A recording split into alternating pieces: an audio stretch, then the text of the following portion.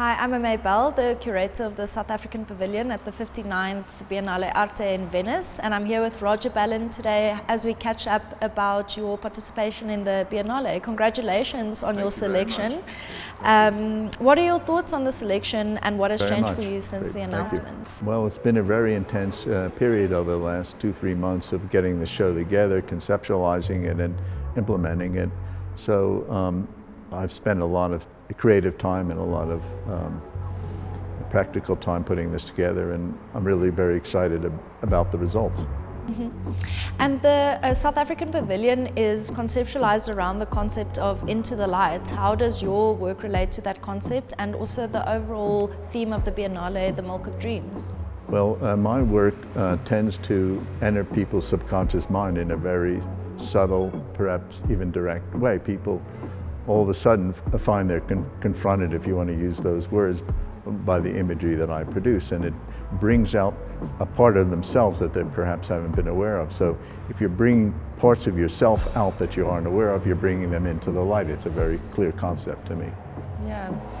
And the South African Pavilion used the pandemic as a point of departure for coming into the light. So how has that affected your practice and the content of your work? Well, during this last 2 years, it's been a very different period for me. I'm usually traveling every other month. I'm going from one place to the next. So during the last 2 years, I've hardly traveled, and so it's been a very intense period. I've gotten a lot of my own work done, and I also built a museum here in Johannesburg. So it's been a very productive period for me.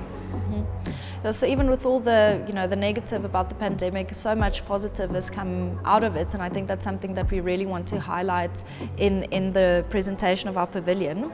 But representing South Africa in the Biennale is a huge accomplishment. Could you elaborate a little bit on what it means for you personally and how this opportunity can contribute to the growth of your career and your overall practice? Well, I first went to the Venice Biennale 3 or 4 decades ago, and it always stuck in my mind.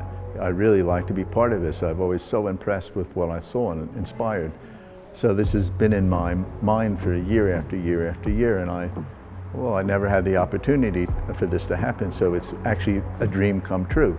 And so I'm very excited about participating with the other artists in South Africa and outside of South Africa in the project, and I think it'll be one of these experiences that I'll never forget. It's such an important event, bringing everyone in the art context together globally and really having the conversations that are so important, in a global context. What do you hope that people will take away from the exhibition? Well, I hope they come into the show as one person and leave as another. That's what I really hope. That would be very exciting. Besides the Biennale, what other projects do you have coming up that you're excited about? Well, I'm working with various publishers, producing a number of books this year. My museum, the Center for the Inside Out in South Africa, is about to open, so I'm very excited about the museum I've created here, and I have many exhibitions all over the world, and it's always exciting, a lot of work to be involved in, but I'm happy that I'm involved. I'm happy that people see my work and the work has impact on people, so what could be better? Yeah, it's so fantastic to be so busy and that the projects are flowing in. We really look forward to following you on your journey beyond the Biennale, but from my perspective, also just very exciting to be doing this project with you, and I look forward to us being in Venice very soon. Thank you so much for your time today. No, thank you very much for your great questions. I'm really looking forward to working with you. Take care.